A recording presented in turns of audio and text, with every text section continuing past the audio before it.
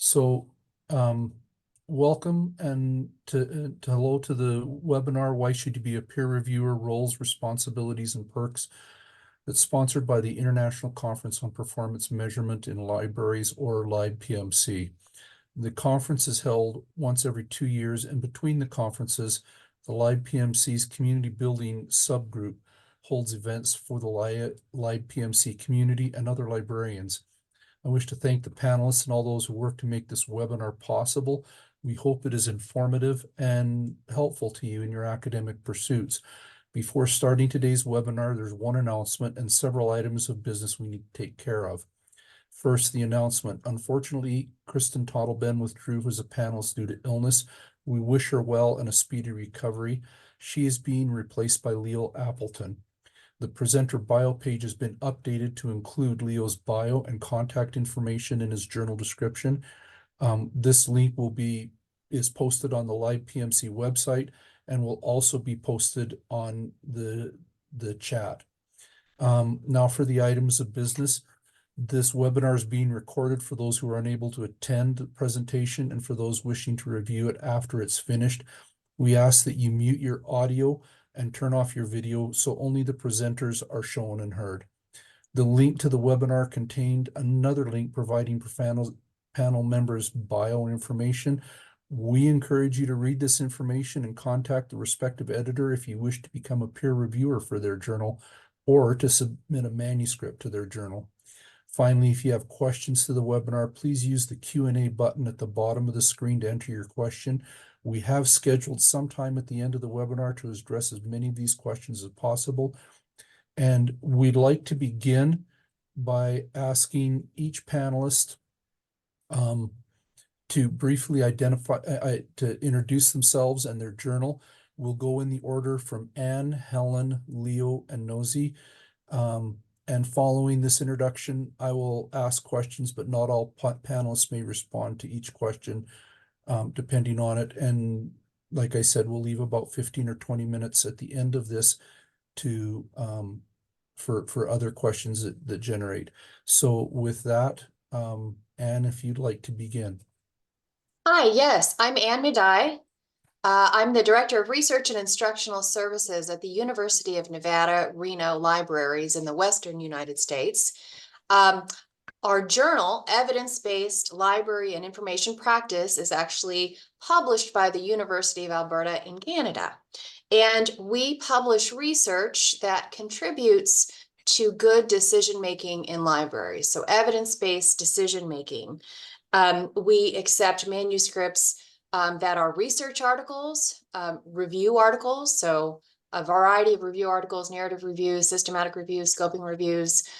We also publish a unique kind of paper called an evidence summary. So it's where we summarize the evidence-based research that has come out related to a topic.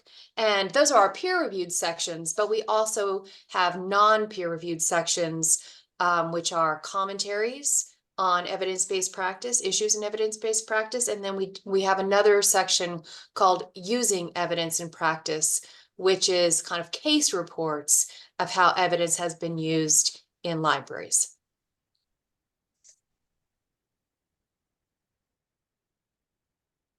Thank you.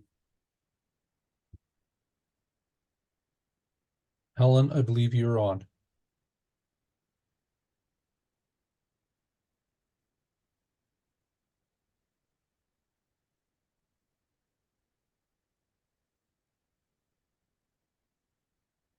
We have been having some connectivity issues with Helen, so she may be having that.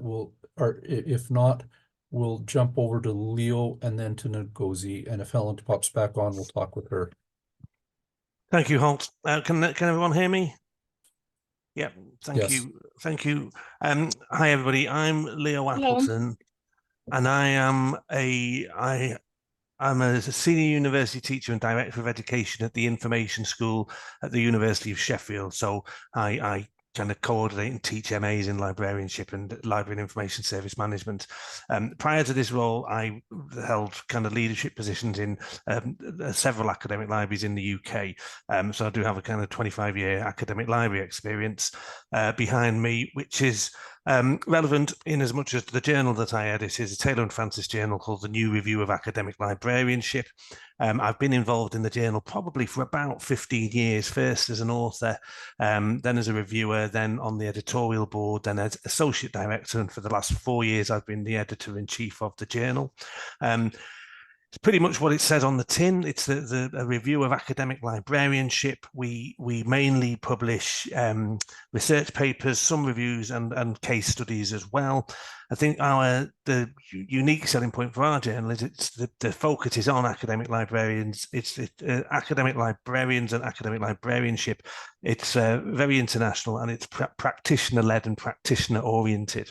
So I'd say 80 to 90% of the publications are written by academic library practitioners. And so we really do encourage that workplace and practitioner-led research, although there is obviously some room for kind of more academic research as well. So that's my elevator pitch, Holt. Thank you. Thank you.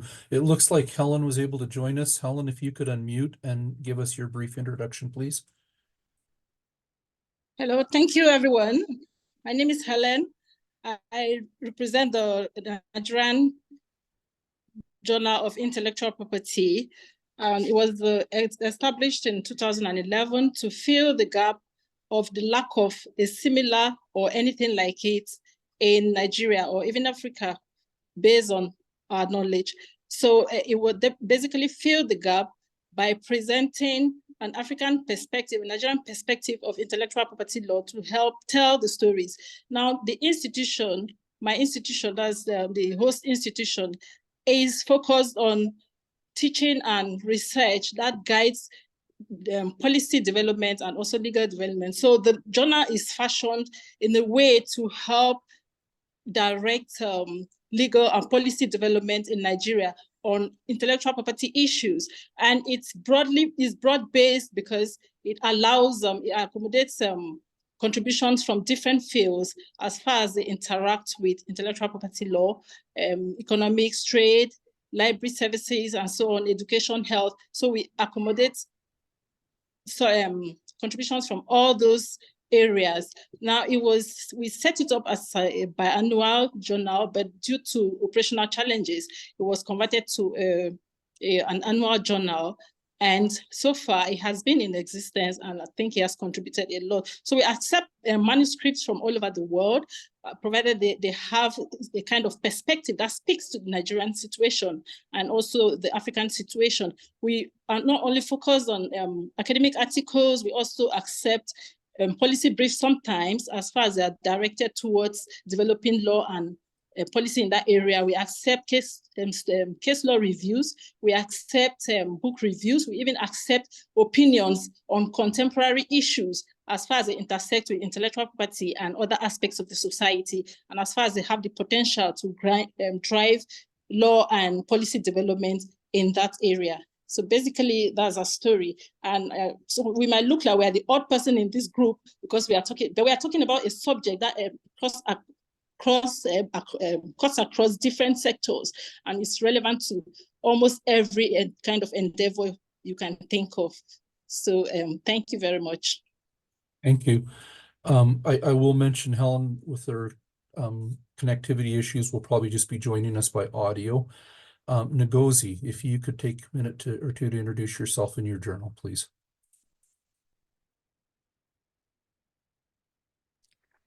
Hello, everyone. Can you hear me?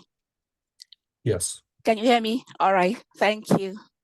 My name is Ngozi Pepeshwa Osishuku. I'm representing Folia Torinensia. Folia Torinensia is a scientific peer-reviewed diamond journal, open access.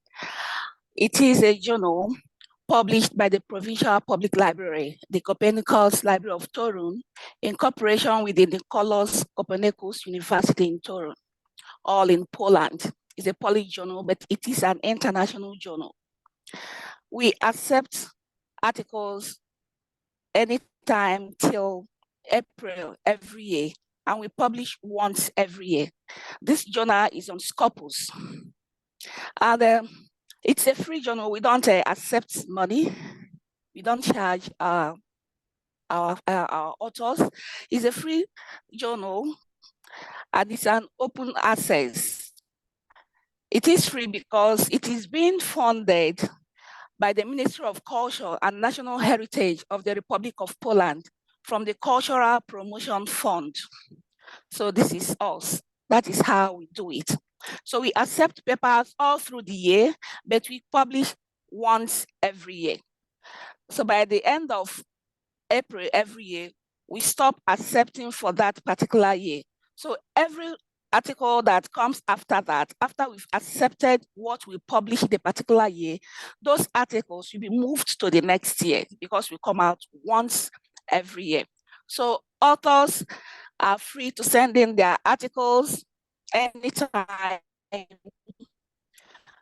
We have our policy, we have a number of articles accepted every year. So once we reach our limit, once those papers are accepted, every other paper will be moved to the next year. We have reviewers from all over the world because it's an international journal. We have reviewers from Nigeria, from Europe, from Asia, and from every part of the world. And then we have our policy on how we accept papers and all that. We accept papers on library and information science, on communication, and on media. That is how we work. Thank you very much. Thank you. After those introductions, I'd like to start with the questions. So the first question I have for our panelists is, what do you look for in a peer reviewer for your journal?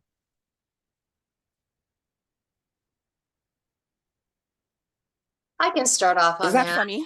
Oh, Okay. oh, That's for Go on, anyone. go We'll on. have Helen, and then we'll go back to Ngozi. Thank you. okay, sounds good. So, we look for expertise in different areas of librarianship and information practice. We have a fairly broad scope in that regard. So we'd like reviewers who can review in different areas or in different methods, qualitative research, quantitative, mixed methods. We're also international and open access as well. And so we do value reviewers from countries all over the world who can provide us with those different perspectives. We really appreciate that. We want our reviewers to, be prompt, to set aside an adequate amount of time to do the review, who are communicative with us, or, if they don't have time, to let us know. And who can do a good and thorough critical analysis of a paper and give our the authors some good feedback. Thank you. Ngozi?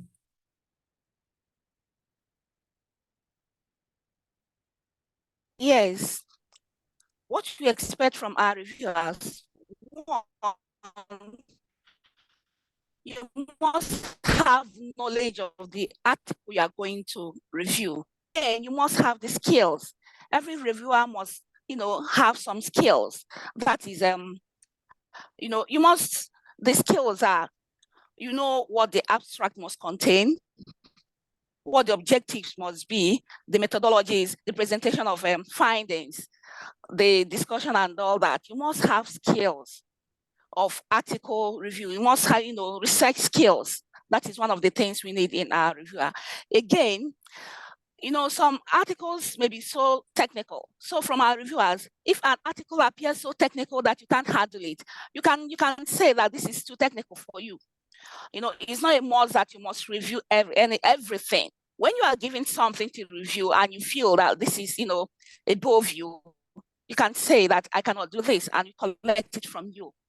So from our reviewer, we also expect them to read the work very well, and of course, check if this work can go or not. They must point out the things, because we give them in a kind of form where they will fill in the things, how they, what they see from the paper as regards the policy or as regards the guidelines we give to them. So you must review according to the guidelines you are giving. But the main thing is you must have the skill. You must know the subject. you must know the language, and you must give free and fair, discussion on what you see. And of course, all our papers are done on blind peer review. You don't know whose paper you are reviewing, so you must give it to all. You must give it to your all. And there is an ethical standard for all our reviewers. So we follow this to ensure that every work is properly reviewed. Everything is done accordingly, according to our policies and guidelines. Thank you. You or Helen, did you have anything to add to that? Yes, I'll come in on that, and I'll just echo what Anne and Ngozi have said as well, in terms of kind of reviewers need to be able to commit the time, but also that expertise is important for, in my case as well. So the new review of academic librarianship, we'd really be looking at people who have, experience of working in academic libraries, ideally at a kind of senior or middle management level, and ideally experience of having written scholarly papers around academic librarianship as well.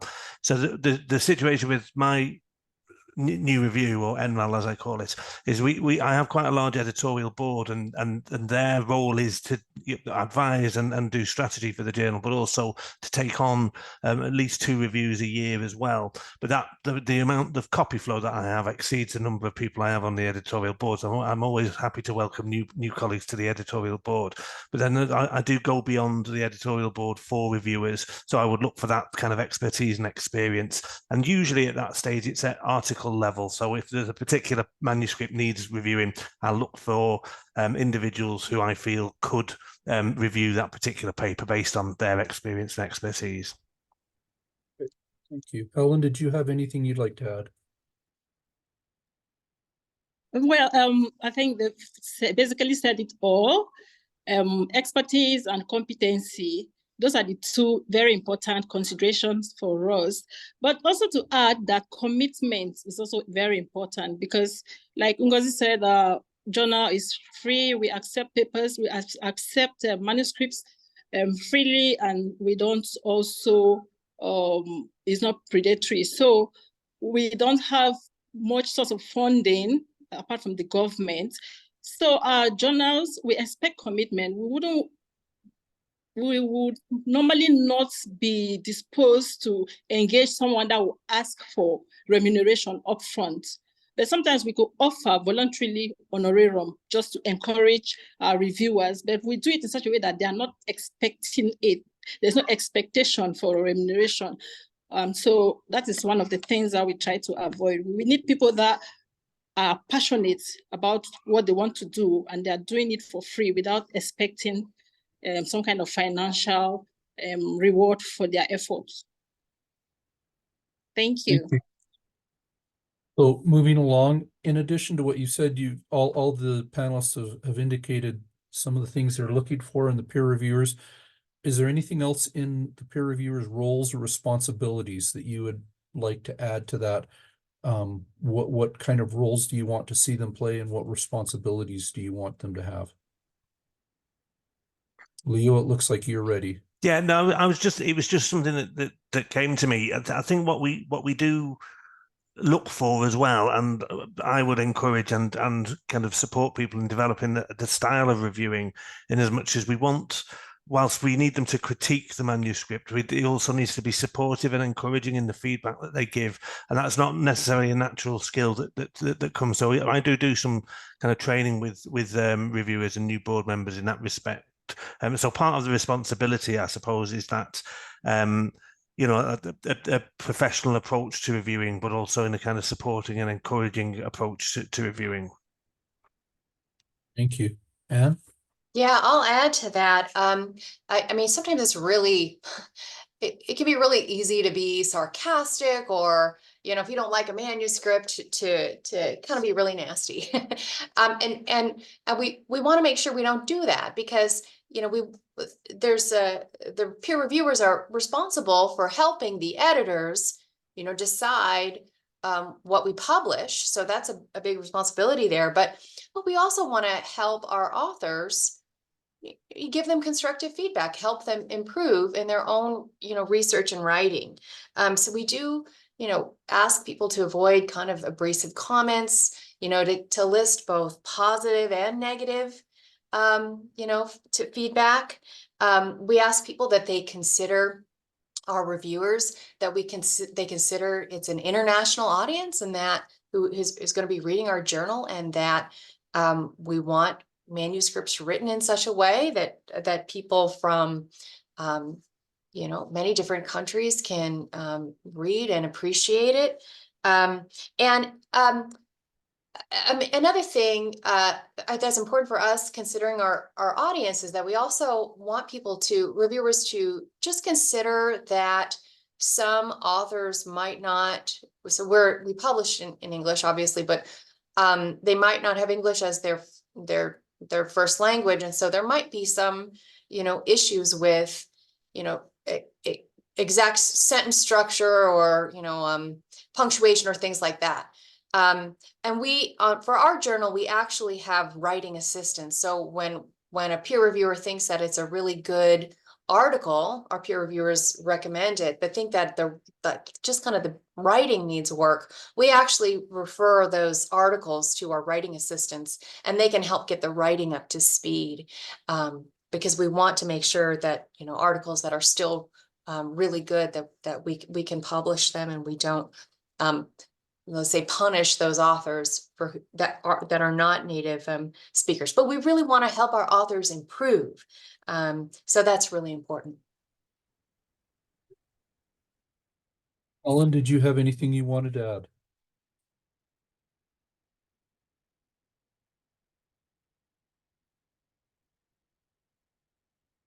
Okay, Ngozi, did you have anything you wanted to? Yes, I want to add a few things. Reviewers also help the editors, check for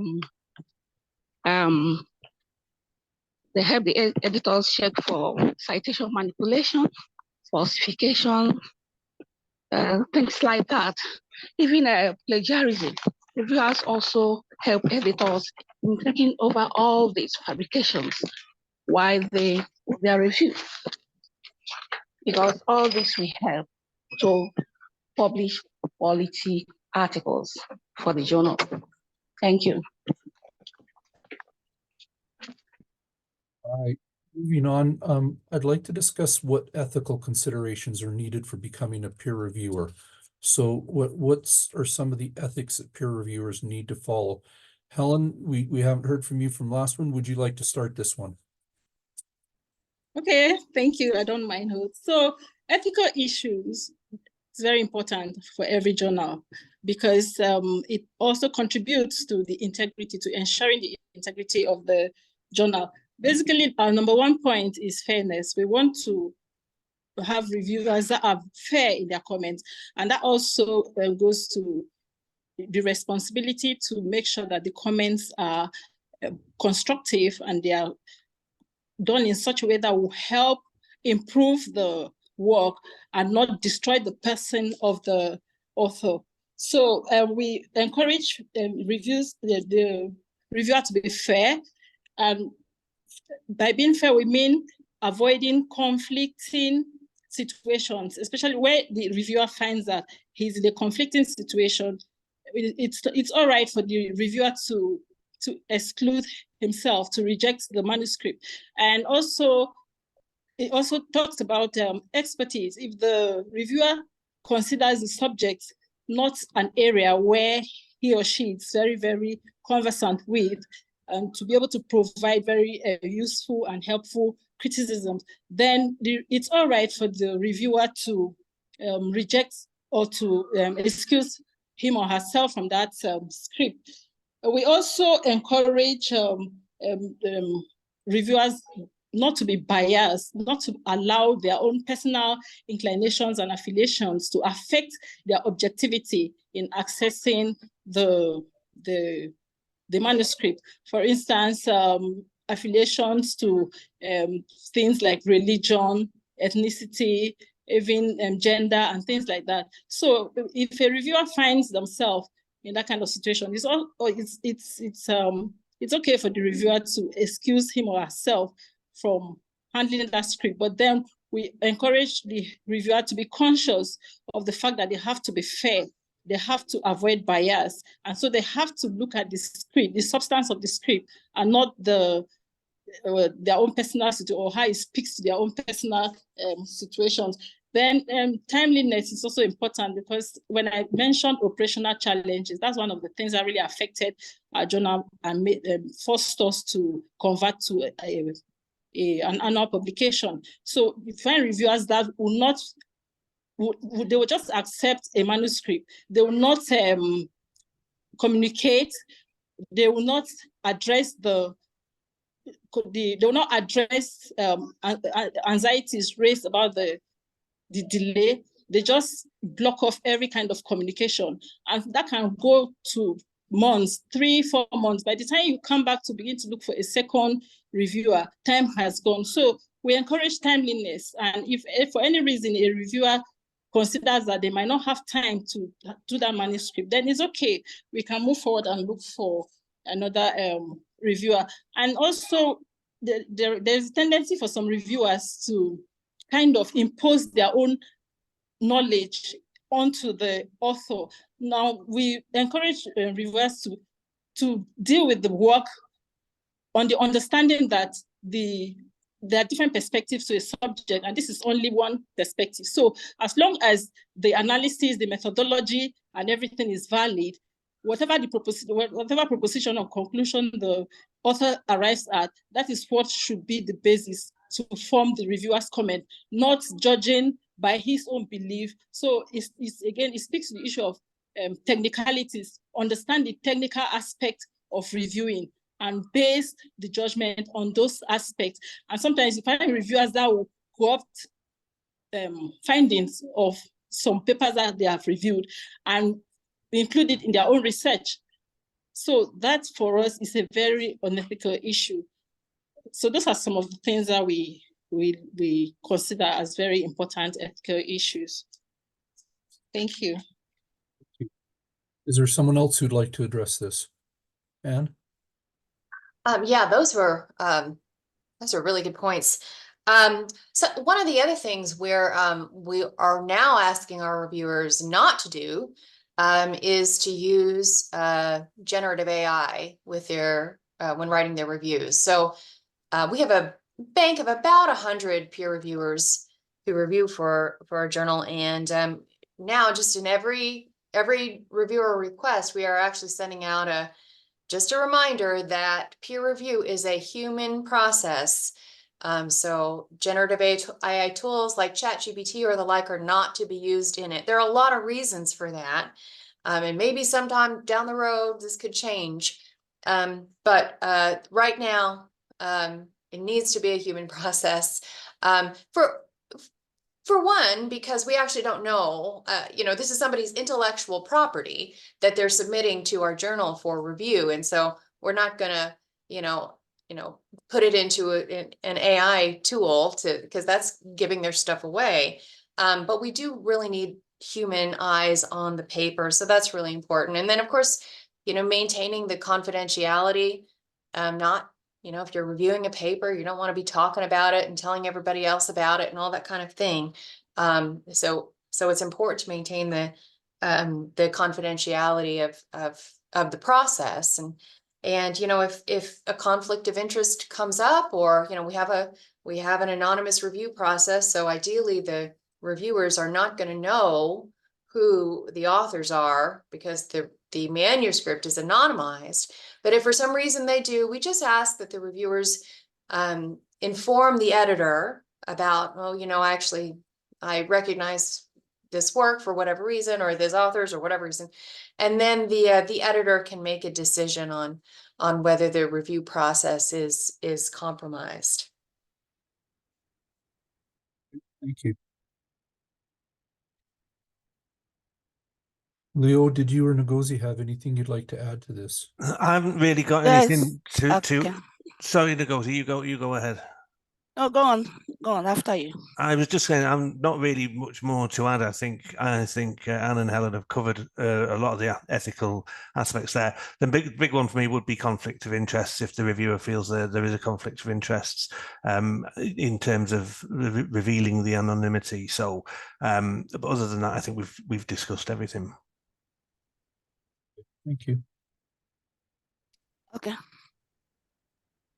All right, same thing here. The conflict of interest, that is number one. It's one of the ethical policies we have. Every reviewer must, be attuned to that. And again, objectivity. The article you are reviewing, you must be objective. You are not doing the work to, put everything in disarray. No. Rather, you are inputting all your research skill because it's a scholarly work. So you are doing it as a professional. You are doing this to bring out the best in the article. That is why you are given the job to, you can have your input on some areas, on some subheadings and all that. You can even, suggest references for the author. You can suggest sources. The important thing is that you are keeping to the objectives of the work. You are not going to dissect everything because you're a reviewer. So while you review, there must be a human face to it. That is one of the ethical policies we have while you are reviewing the work. Thank you. Thank you. What I'd like to do now is ask my colleague Joy to come in. She's collected some questions in the registrations. And again, a reminder, if you have any questions that you'd like to put to the panelists, please put them in the chat or the Q&A section, and we'll try to address those as much as we can. So Joy, if you could let the panelists know your first question, please. Hi, I'm Joy. I'm helping Holt and the panelists out in the background. There was a comment, actually, a question in chat asking, have you ever considered using some criteria in selecting reviewers for your journals? Would you mind the person who asked this question to say a bit about that and unmute themselves?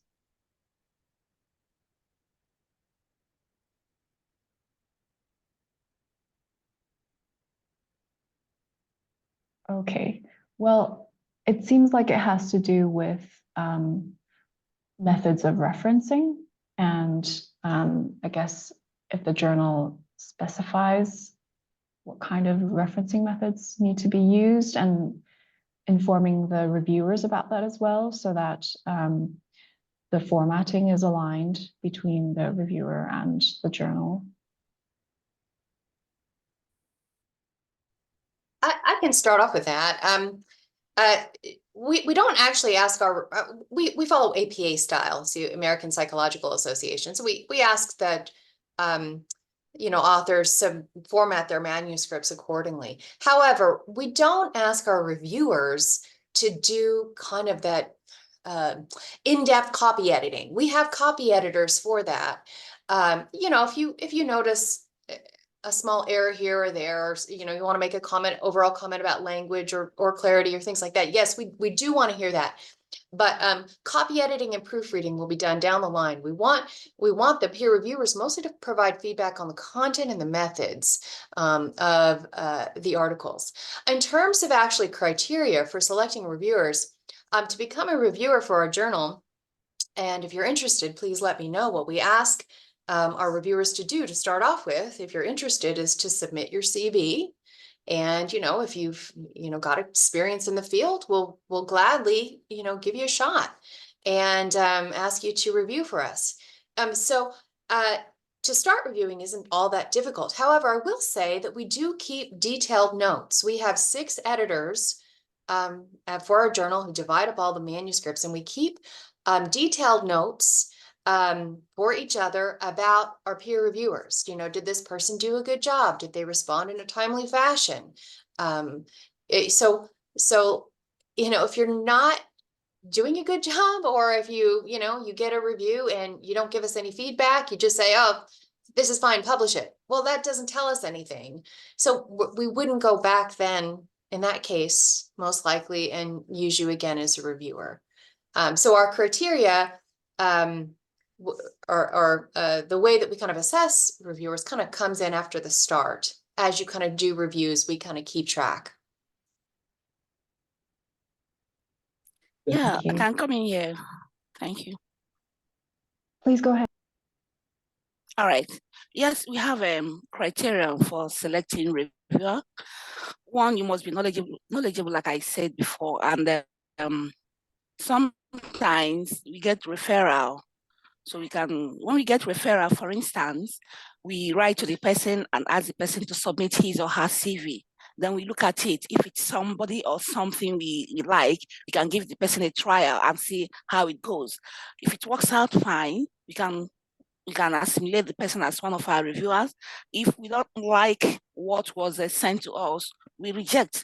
So these are part of the criteria, but we need that criteria. There are so many things we look at before we do our selections, like the person's publications, the person's knowledge, skills, and all that. Now from the question, I also saw something about a reference. Yes, a reviewer can recommend on the reference, but then we have, I believe every journal has its own mode of reference. Like initially we are using footnotes, but at some point, recently we started using APA. So every journal has its own mode of referencing and all that. So, and every author, of course, must comply with the guidelines of the journal. So if a journal is using APA, then the authors will use APA. Or even if the author did not use APA, while reviewing and all that, everything will be put in place. The author will be, will be contacted to use the guidelines, stipulated guidelines and all that. These are the things, the policies, the guidelines that guide the journal, and we stick to that. Thank you. Thank you very much, Anna and Ngozi. Did anyone have anything else to add? I'll just come in and just say, again, we don't have set criteria. I think the main thing I look for is willingness to be a reviewer, because obviously it's people giving their time up for free. But obviously you would only really want to put yourself in the position to review, be part of peer review if you do have something to give. So that kind of expertise and experience that I would look for, the kind of professional expertise and experience plus willingness, would be the first things I look for, because I mean, I don't know about our other three panelists, but I often struggle to get reviewers. We get a lot of potential reviewers declining the invitation to review. So I don't feel as though we can be, whilst we obviously do have to have some kind of quality assurance and quality control over the review process, and therefore the people who review, we can't be so choosy, might I say, just because of the kind of pool of potential reviewers out there. So, which is why I would welcome any interest from any potential reviewers. Thank you, Leo. Yes, Leo, I just want to add to Leo's point. I actually find myself in the same position concerning our journal. We don't have a standard policy on selecting reviewers. We use a very basic approach of what is available at hand. Sometimes we consult the editorial committee for nominations and recommendations. Sometimes we just go with the people that have been working with us, as long as we know that they have the expertise and they have the competence. So we don't have the luxury of being very choosy, just like he said, especially based on the fact that we are still a very struggling journal. So, but then we don't compromise ethical considerations. Yeah, that's just Thank you, Helen. Well, Anne did touch upon AI, but there were a few questions that we received about peer reviewing and AI, which is the hot button topic these days. Someone has asked if there are any measures or softwares available to check whether reviewers have used generative AI for their reviews, or is it just a matter of trust? And let me just add on a couple of other things related to AI. And I think you mentioned how AI might be disrupting peer review. Is there any ways that AI technology can be used to support peer review as well? Give you a second to think about it. So in terms of like detection of whether AI has been used in reviews, no, we don't have anything like that, nor do I know of any tools that do that. I mean, in terms of there are AI detection tools. They don't seem to be very good at this point. So it seems like the AI is a little bit ahead of the AI detection tools. I think it's less of an issue for peer review than it is for authorship. So, there are reports of some journals who use those kind of tools to run submitted manuscripts through them to see whether AI has been used, but they're not very accurate yet. And so they can be wrong. There is a lot of talk about down the road AI being used in the peer review process in various ways, such as I believe some journals are doing this now, but maybe to help with the selection of peer reviewers for journals, because as the other panelists have talked about, sometimes it can be hard to find peer reviewers. So there could be some ways that AI down the road could be used, or is now, or down the road could be used in the peer review process, or kind of I should say maybe the editorial process. But in terms of peer reviewing, I really don't know. I mean, there are tools that will fill in the gaps. So, you could, let's say, ask for missing research, or has this author left out any, research, and ask an AI to, to respond to that. But no, right now it should not be used for so many reasons. I mean, number one, we don't know what the AI tools do with that data that you're submitting to it. But it's still, it's important to understand the context that in which research has been conducted. And a human can do that much better than an AI, we think, at this point. So we're not we don't want AI tools used. And we trust our reviewers to not do it. So I mentioned that for our journal, we have about 100 reviewers. Many of them have been with us for a long time. We have a really excellent pool of reviewers who really have a lot of integrity. So we're not worried about it too much as an issue. That's something that we need to police. Could I come in, Joy? Of course. I was just thinking,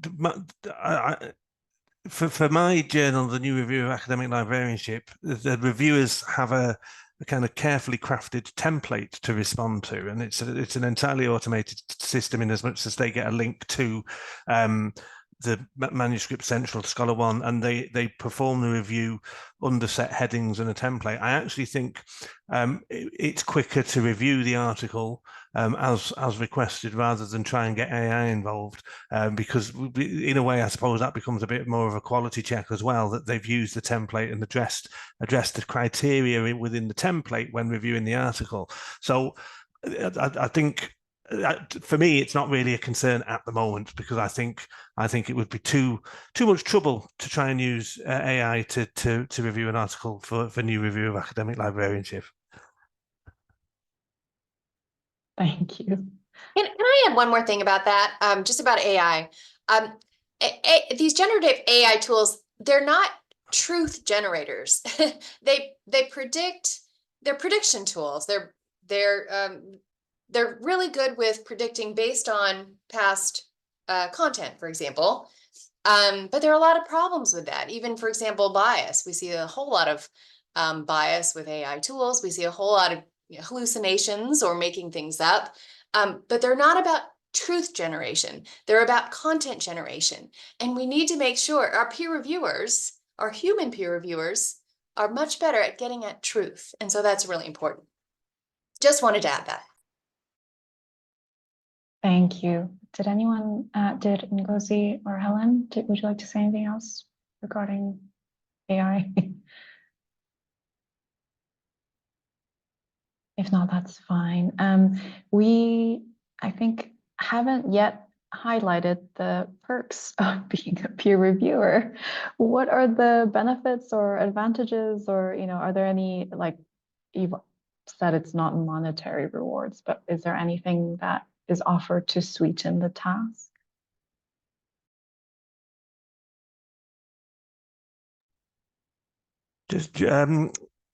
Just the satisfaction of knowing you've contributed to professionally.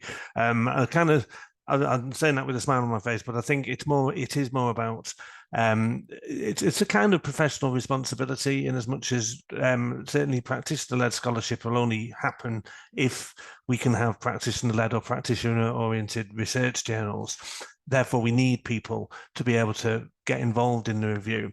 What I would say is reviewing for a peer review journal, especially if you're more a practitioner than an academic, it's a really good way to start to almost develop an academic side to your practice or your professional activity. It's certainly my involvement from being reviewer, editorial board, editor-in-chief has helped me in my well, it's been part of my professional development and has helped me professionally gain positions. So I think just the fact that you're doing something that's engaging with the profession is the reward, and it's part of your professional development. Thank you. Would anyone else like to add to that? I'll just add that you learn a whole lot about research and writing. You're able to, it helps you keep up with the field, because you're usually reviewing in your interest area. So it's really can be really interesting to see the new work being done in your area, and so it helps you kind of keep up that way. But especially if you're a new author, you'll learn so much about the research and writing process just by reviewing papers. It's really just a good learning process. Thank you. Just a quick note to add on to that is, there's been a question asking whether you give certificates or whether names are acknowledged somewhere if a publication has been, if an article has been published. Is there anything like that? Is issuing certificates or any kind of acknowledgement a recommendable practice?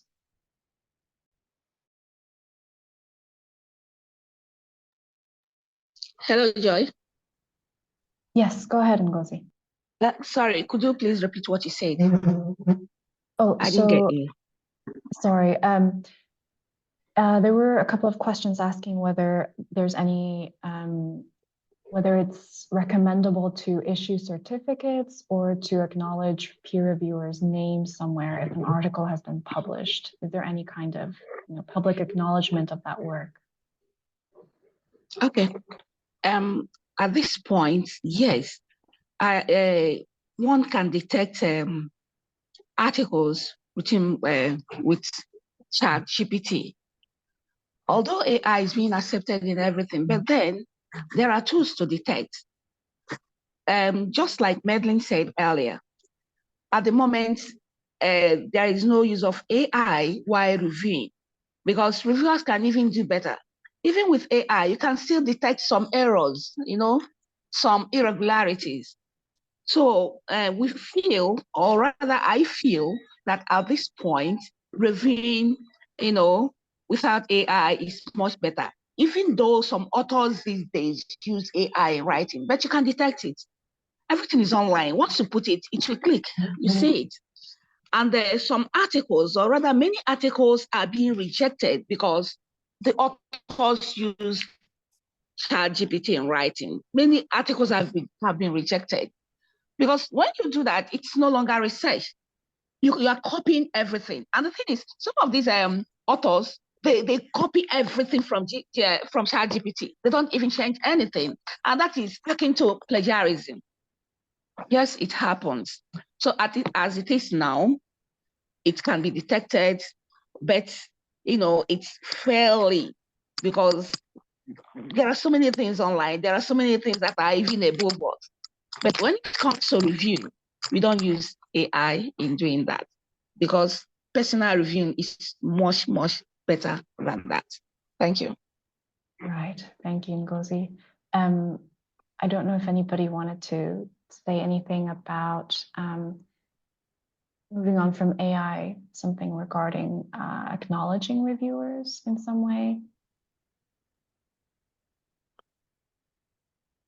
Holt or Leo, did you unmute yourselves? Or I'll jump in here. I'm not really a panelist, but I will know that at my institution, when you're a reviewer, if you're faculty at your institution, reviewing is something that's a citizenship attribute, and it's looked on favorably as you contributing to it, and so it helps for rank and advancement if you've got the peer reviewer underneath your belt, so to speak. We don't issue a certificate or anything like that. We do list all of our peer reviewers on our website. We sign on peer reviewers for a 2-year term with the option to renew after 2 years. But yeah, you're listed on our website. And then, we encourage people, if they would like to do this, to sign up with a Web of Science account where you can create a profile, and you can get credit for your reviews on that site. So you get reviewer credits that will show what journals you've reviewed for. But it was formerly Publons, and they've been bought out by Claravit. So it's kind of through a Web of Science profile. thank you. Sorry, Joy, I didn't get what you asked. I was thrown off by network. Oh, no, that's fine. I figured there was something, that was missed along the way, and I need to enunciate better. Don't you worry. There was another question related to the one that we just discussed about your views on providing recognition to reviewers through an open review system. But I guess if their names are online, that's transparent. I'm not quite sure what's meant by an open review system. Well, open review is where it isn't blind. So you would, and it's a kind of more discursive way of reviewing between reviewer and author. Thank you. Sorry. Did you have any views on using an open review system? Personally, Joy, I'm trying to avoid it because I think it comes with a lot of complication and I haven't quite got time to process at the moment. Yeah, we haven't. Our editorial board hasn't even discussed it. I mean, we're aware of it as a kind of phenomenon that's going on with some journals, but we're not going down that road anytime soon. It's not on our radar. It kind of completely changes the way that you do peer review. So I think it has to be strategically driven from the journal. And part of the problem for me is because editing and being part of a journal editorial board is on top of the day job. It's just trying to carve out good amount of time to properly consider and discuss something that is strategically significant in respect of the journal.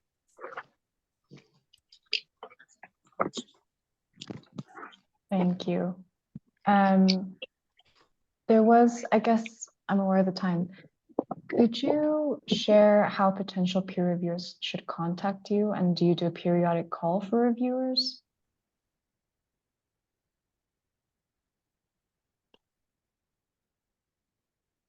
Is it okay if I just pick up on that then, Joy? I'm happy for anybody to contact me directly if you're interested in doing peer review, and then we could have a conversation. I don't do, or my journal doesn't do an open call for peer review. I would ask my editor. I kind of invite people to the editorial board on an annual basis and ask my editorial board for recommendations for reviewers. But I do kind of source a lot of reviewers on a kind of article by article basis. But I would very much welcome a more stable pool of reviewers. So if anybody is interested and has that kind of expertise and experience in any aspect of academic libraries, I'm very open to being, I would very much welcome being contacted by you.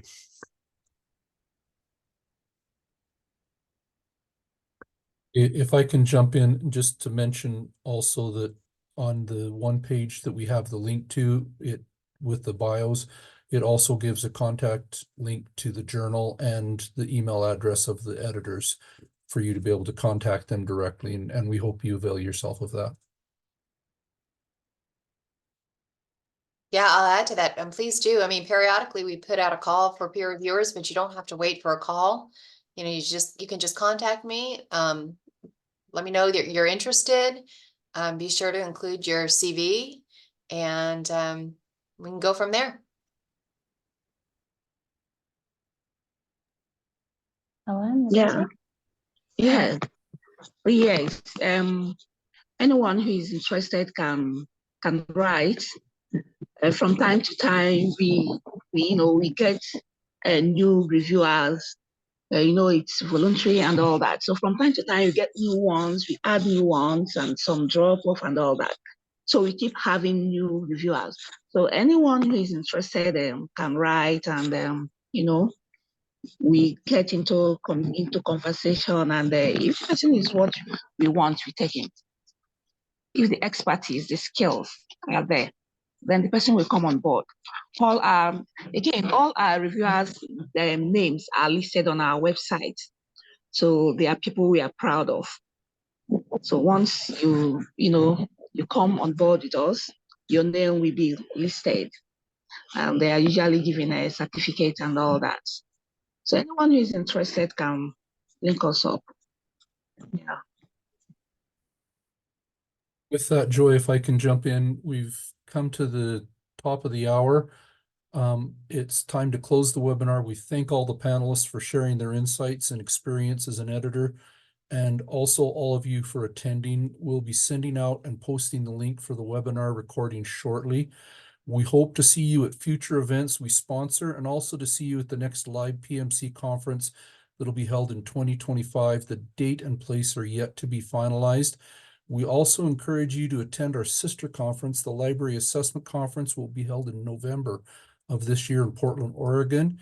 Thank you for coming, and we wish you all the best for the rest of your coming year.